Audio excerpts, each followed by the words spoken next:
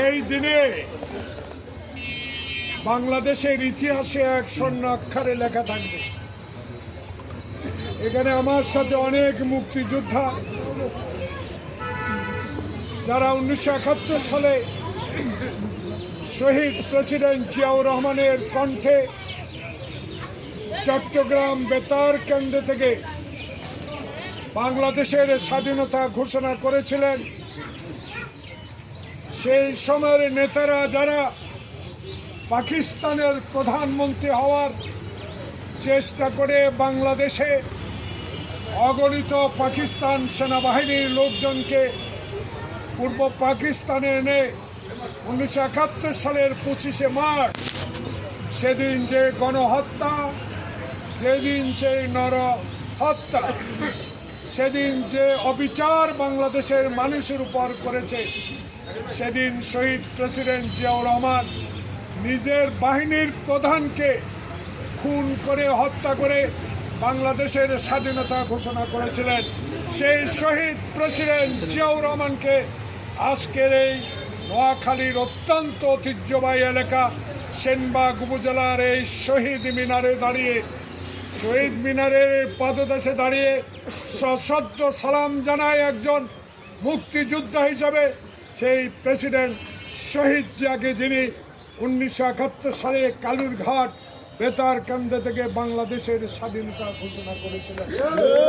সেই প্রেসিডেন্ট জিয়াউর রহমানকে সেনবাগের অগণিত মানুষের পক্ষ থেকে এই শহীদ মিনারের সামনে আমরা আল্লাহর কাছে দোয়া করি, আল্লাহ পাক শহীদ জিয়াকে, যিনি একটি নির্মমভাবে হত্যার শিকার হয়েছিলেন চট্টগ্রাম সার্কিট হাউসে, আজকে সেই নেতার জন্য আমরা এই বিজয়ের দিনে আল্লাহর কাছে দোয়া করব, আল্লাহ পাক ওনাকে যেন বেহেশত নসিব করে। প্রিয় ভাইরা, আজকে আমার সাথে এখানে যারা আছেন 16টি বছর যারা মায়ের বুকে ঘুমাতে পারেন নাই, যারা স্ত্রী সন্তানের কাছে ঘুমাতে পারেন নাই, যারা হাঁটু পানিতে দাঁড়িয়ে বাংলাদেশের এই 16 বছরের ফ্যাসিস্ট সরকারের বিরুদ্ধে লড়াই করেছেন, আজকে সেই লড়াইয়ের দিনে, এই বিজয়ের দিনে লড়াই জয়লাভ করেছেন সব বিএনপি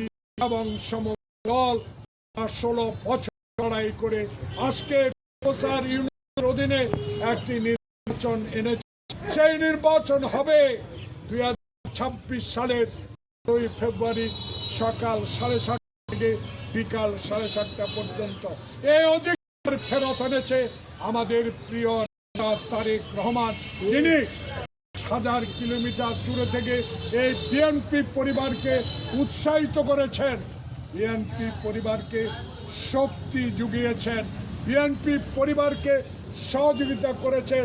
আল্লাহর কাছে এই দিনে আমরা তারেক রহমানের জন্য দোয়া করি। প্রিয় ভাইরা, মনে রাখবেন আগামী 25 তারিখে সারা বাংলাদেশকে বুঝবে তারেক। মনে রাখবেন খালেদা জিয়া মোহাম্মদ এরশাদের বিরুদ্ধে লড়াই করে গণতন্ত্রকে প্রতিষ্ঠা করেছে 1991 সালে। সেদিন বাংলার ইতিহাসে মহিলা প্রধানমন্ত্রী হয়েছিলেন আমাদের প্রিয় নেত্রী বেগম খালেদা জিয়া। এই নেত্রীকে 5টি বছর জেলে রেখে বিষ প্রয়োগ করে হত্যা করার চেষ্টা করেছিল। তারই এফেক্ট আজকে ঢাকা কেয়ার হাসপাতালে চিকিৎসাধীন অবস্থায় আজকে মৃত্যুর সাথে পাঞ্জা লড়ছে দেশ নেত্রী বেগম খালেদা জিয়া। অগণিত মানুষ, দল নাই, মত নাই, সবাই আল্লাহর কাছে হাত তুলে দোয়া করছেন, যিনি বাংলাদেশে এরশাদ থেকে দেশকে মুক্ত করে 1991 সালে শাহাবুদ্দিনের আমলে একটা নির্বাচন দিয়ে বাংলাদেশে ক্ষমতায় ছিলেন সেই নেত্রী আজকে অসুস্থ। বিএনপি পরিবার, আপনাদের কাছে আহ্বান জানাবো, যুদ্ধ 71 সালে শুরু হয়েছে, আবার যুদ্ধ ছিল 16 বছর পরে, ছাত্র জনতার বিপ্লব, জুলাই যুদ্ধ, আগার যুদ্ধ হাদির উপর। আজকে যারা বাংলাদেশে প্রমাণ করতে চায় বাংলাদেশে 12ই ফেব্রুয়ারি নির্বাচন যাতে ষড়যন্ত্র চলছে, এই ষড়যন্ত্রের বিরুদ্ধে যুদ্ধ ঘোষণা করেছি আমরা। সেই যুদ্ধ হলো গণতন্ত্র প্রতিষ্ঠার যুদ্ধ। সেই যুদ্ধ হলো 1971 সালে আমরা খালি পায়ে ছেঁড়া প্যান্ট পরে শহীদের ঘোষণায় যারা যুদ্ধে অংশগ্রহণ করেছি, আমার অনেক ভাই এখানে আছেন। আজকে তাদের উদ্দেশ্যে বলবো, একটা ষড়যন্ত্র বাংলাদেশে চলছে। পরিবার আপনাদের, কারণ স্বাধীনতা এনেছে শহীদ জিয়া, গণতন্ত্র এনেছে খালেদা জিয়া। আর বাংলাদেশে 2026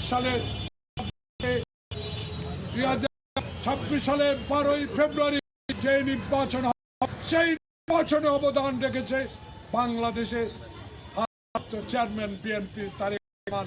তার এই জুলাই আগস্ট বিপ্লবী যোদ্ধারা ছাত্র বাংলাদেশে গণতন্ত্র এনে দিয়েছে। তাই আগামী 12 তারিখে নির্বাচনকে বানচাল করার জন্য জুলাই বিপ্লবের যোদ্ধা আজকে হাদির উপর গুলি। প্রিয় ভাইরা, আমরা দেখতে পাই, শুনতে পাই 1971 সালে যারা আমার মায়ের বুক করেছে, যারা ব্যানার দিয়ে খুঁচিয়ে খুঁচিয়ে রাজাকার আল বদরেরা যেদিন বাংলাদেশের ইতিহাস সৃষ্টি করেছে, নতুন রং বদলে আবার নতুন রূপে বাংলাদেশে আগামী নির্বাচনে ধর্মের নামে, আজকে ইসলামের নামে বাংলাদেশে আবার রাজনীতিকে কলঙ্ক করার ইতিহাস সৃষ্টি করছে। আমরা এই প্রশাসনের সামনে দাঁড়িয়ে আল্লাহর কাছে আপনাদের জন্য দোয়া করি একটা নিরপেক্ষ নির্বাচন উপহার দিবেন। কিন্তু 1971 সালে যারা বাংলাদেশের মা বাপ ভাই বোনের উপর অত্যাচার করেছে, আমার মায়ের ইজ্জত নষ্ট করেছে, সেই দূষিত ব্যক্তিদের নিয়ে যদি বুদ্ধিজীবী দিবসে কেউ উপস্থিত থেকে থাকেন, দয়া করে ক্লিয়ারেন্স করে দিবেন। এসব রাজাকার আল বদর যারা 71 সালে স্বাধীনতার বিরুদ্ধে ছিল, তাদের নিয়ে যেন কোনো মিটিং মিছিল, আমরা কোনো সভা আমরা যেন প্রশাসনের কাছে অনুরোধ জানাবো তারা যেন করতে না পারে। সেই দিকে পরিবার লক্ষ্য রাখতে হবে, কারণ এখন অনেক প্রেতাত্মা বিভিন্ন উপজেলায় রং বদলাইয়ে আসছে, এদেরকে সজাগ থাকতে হবে। আমি বিনীত অনুরোধ করবো এই শহীদ মিনার থেকে আগামী 12 তারিখে আমি ধানের শীষের একজন প্রার্থী, আমি কারো বিরুদ্ধে কথা বলতে চাই না, শুধু মনে করিয়ে দিতে চাই আমার ভোট আমি দিব, আমার ইচ্ছা মাফিক অন্ধকার কক্ষে আমার ভোট আমি দিব। সেই ভোটকে বানচালের জন্য যদি এই সেনবাগ সোনামণির অংশে কোনো ষড়যন্ত্র হয়, তার বিরুদ্ধে আজকে এই শহীদ মিনারে বিজয় দিবসে বিএনপির নেতা কর্মী এই পৌরসভার শুধু আপনারা শপথ নিতে হবে। আমরা শপথ নিব বাংলাদেশে গণতন্ত্রের বিশ্বাসী দল বিএনপিকে আপনারা শক্ত হাতে ধরে রাখবেন। অতীতেও হারি নাই, সামনেও হারবো না।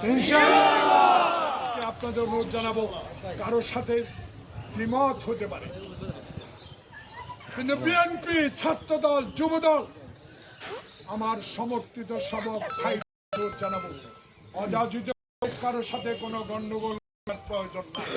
কারণ এখানে প্রশাসন আছে, যদি কোনো অন্যায় থাকে প্রশাসনকে অবহিত করবেন। কিন্তু আমাদের দাবি থাকবে পরাজিত শক্তি যেন এই সেনবাগ সোনামণি অংশে আপনাদের নষ্ট না করতে পারে। সবাই বলে বাংলাদেশ, বাংলাদেশ জিন্দাবাদ, বাংলাদেশ জিন্দাবাদ। এই মুহূর্তে দরকার সরকার, এই মুহূর্তে দরকার সরকার। টেকনাফ থেকে তেতুলিয়া সবাই বলে জিয়া জিয়া, সবাই বলো জিয়া জিয়া। টেকনাফ থেকে তেতুলিয়া, এই দিনে জিয়া তোমার।